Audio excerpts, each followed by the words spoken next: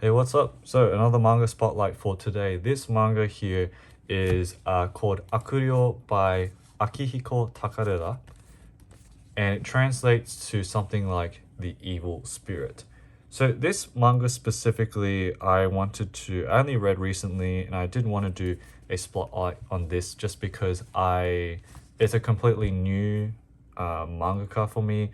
Didn't really know anything beforehand, but if I just flick through a couple of pages of it, you might see some similarities in the art style with a certain Akira creator, Katsuhiro Otomo. So what I'll explain first is Akihiko, was born in 1960 and passed away in 2019. And so this Evil Spirit manga was originally published in 1988 and reprinted in this Legend Archives series by Chikuma Publishing in 2005. So I'll show at the back here, 2005. And some info about the mangaka. The reason why we see some similarities with Otomo is because he actually was an assistant for Otomo. Specifically for the manga Kibun wa Mo Senso, which was a manga that Otomo did earlier on, and also just looking at information about the mangaka. He was also, like a fun fact, a model for the box cutter scene in Domu. I have not read Domu, so not too sure there. But it also said that they did a lot of backgrounds for Domu as well. So there also was an assistant for Shirayama Nobuyuki, who at the moment I don't know too much about, but I actually do want to pick up one of their tankobon sometime soon. So just wanted to add that there because you might see their name pop up in the future. And on the obi as well, there is some commentary by the script writer of Ring Zero. So Ring as in the horror series. What's their name? Hiroshi Takahashi, I believe. And the last thing as well, to add on to that, the Legend Archives series seems to include so other mangaka like Hideo Azuma, Yasuhiko Yoshikazu, and of course Takadera as well.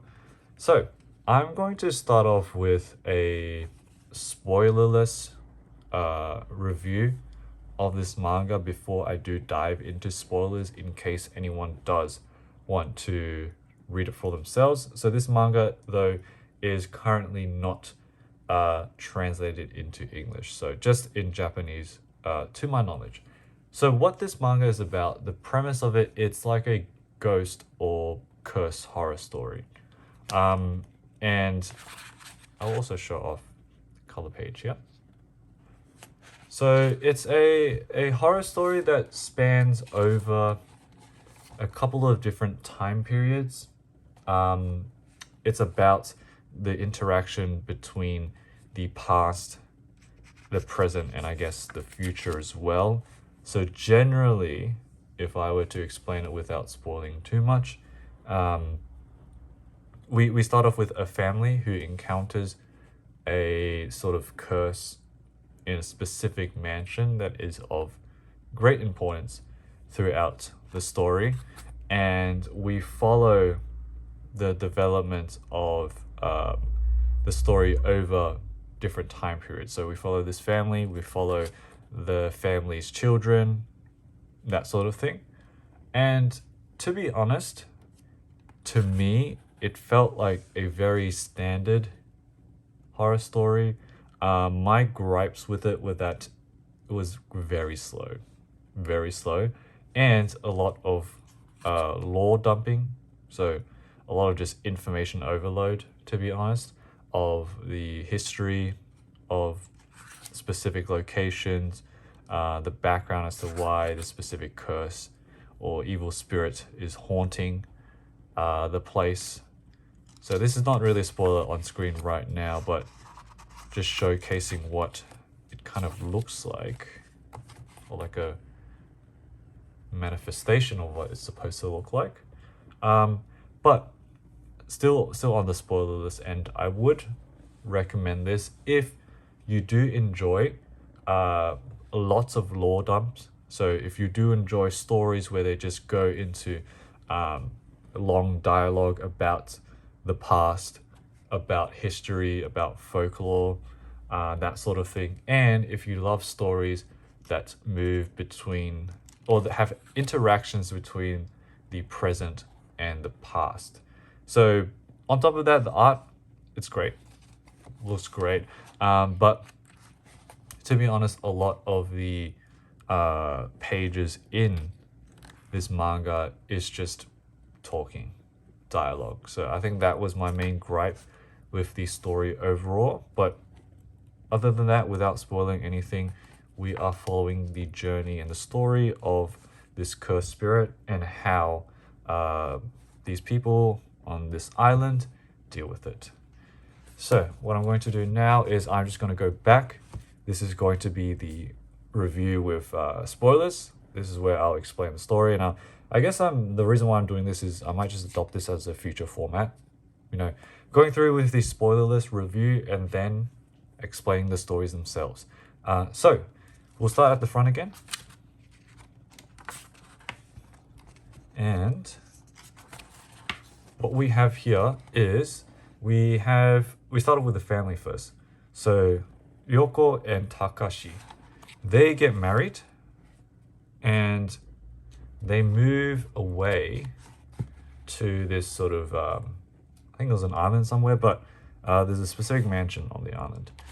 So a lot of backstory between the two, but I think for me the strongest part of this manga was the start of it.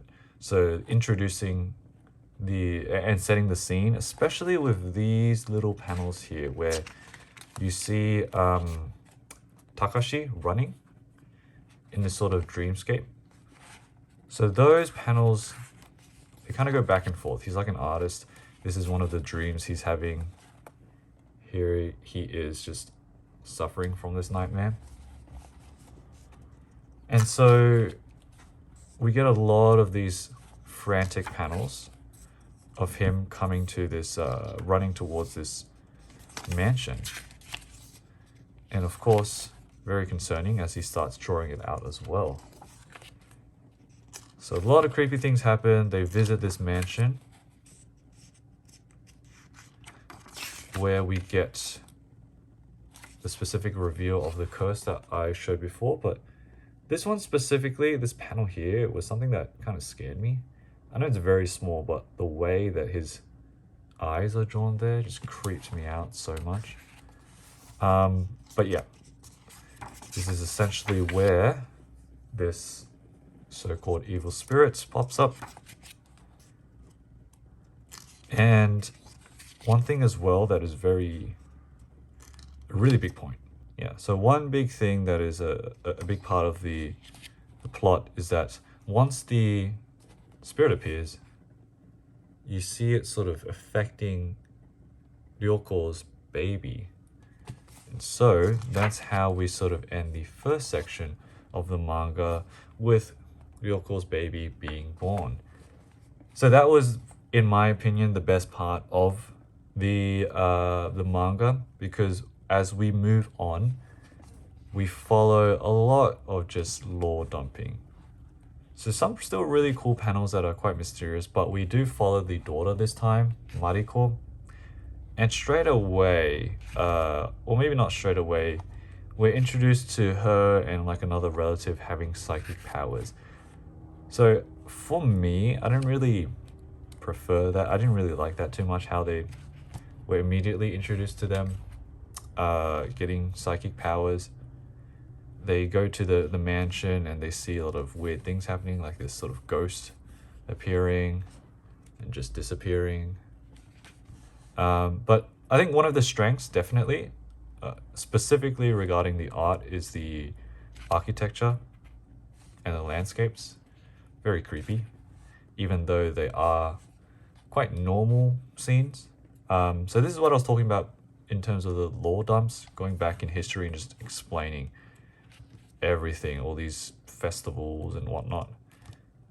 It just took me out of it, to be honest. Like, it's not like I hate folklore or I hate lore dumps. I think specifically for this one, in the form of a horror story, it just took too long for me. The pacing was extremely slow.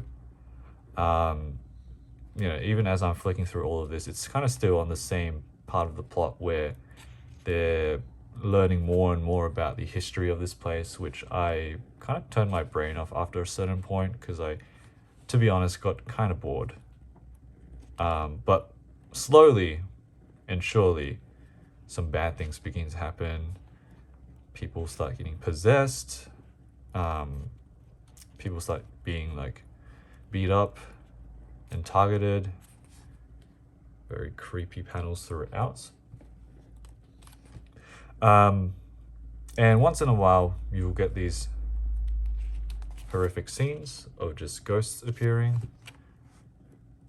So at the end, I guess to explain what is actually happening, there seems to be some sort of ritual or tradition or festival in the past, or maybe this like historic figures in the past that have committed atrocities, like a civil battle, and it is manifesting now in the present with these ghosts possessing people. I believe that is kind of the gist of it that I could understand.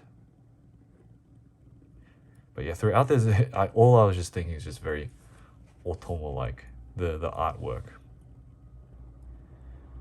And of course, spoilers. We're still on the spoiler section, but it's the story culminates to a point where they're trying to summon these spirits and to like defeat them. And we do get a quite a cool scene of just amazing artwork throughout. So if I just go through and skip over a bit to the end, this is where the chaos happens. So this is what I was talking about with the architecture and the landscapes, all of it being destroyed. Get a cool sequence of people running away and them starting to use their psychic powers to combat what is happening. And I'm not too sure what is happening, but that's the sort of gist of it. Whoops. Amazing stuff here, so I'll just zoom in.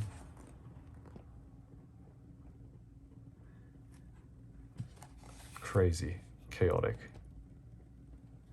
A very detailed spread of just,